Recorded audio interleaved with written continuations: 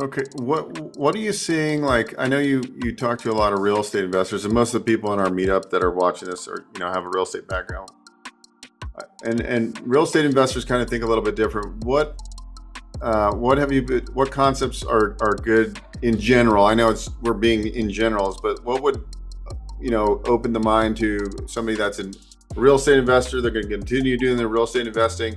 Maybe they have a W-2 job and they say, hey, I want to get a business going and then eventually quit the W-2. I have my portfolio of rental properties. What would make sense there, or have you had any people like that have grown, and what kind of concepts have been successful for those type of people? Yeah, so the mindset of the real estate investor is typically, I don't want to put a lot of time into the business. I want to make sure that I get a very good ROI. So essentially it has to be better than what I am generating right now. And then of course you're looking at the initial investment right now. So if they were to buy an Airbnb property, for example, how much would they have to put into that, and how much would they get back, and how long would that take? So if you're asking me to compare it that way, there are a limited amount of options, but they do exist, where it's called a managed model franchise. So those are franchises that you get into it, but you don't have to put in any work.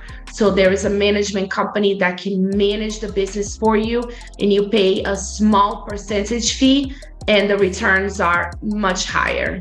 The returns are going to be much higher than a lot of the properties that you're investing in.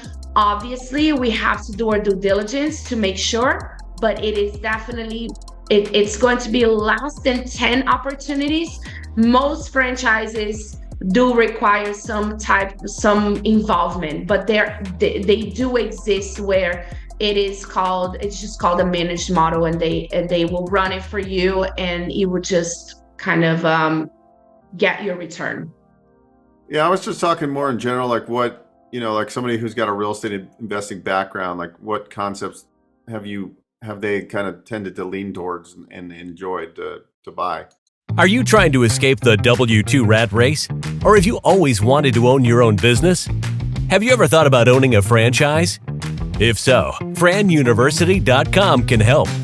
Our training program teaches you everything you need to know about franchise ownership, from choosing the right franchise to launching and running your business. We have the resources and specialists to help you from A to Z. You'll gain the skills and knowledge you need to succeed as a franchise owner. The best part, it's free to join. Go to franuniversity.com.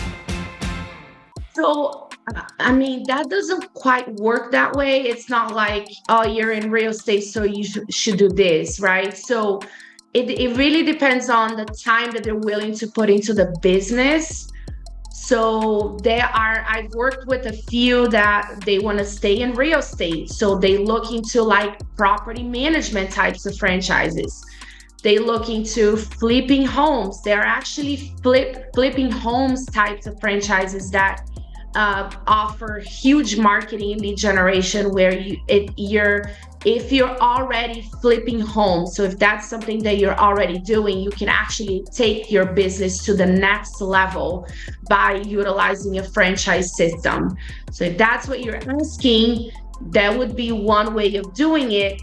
But in real estate, though, there are so many things. And so when you look into real estate and the types of connections that you have in real estate, you're gonna have contractors, you're gonna deal with other realtors, you're gonna deal with business brokers. So there are a lot of businesses, home improvement, inspection types of franchises, maintenance and repair, remodeling.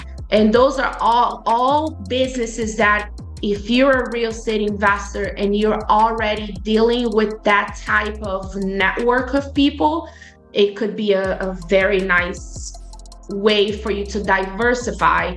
But we still have to make sure that, the amount of time that you're willing to put into the business and all of that.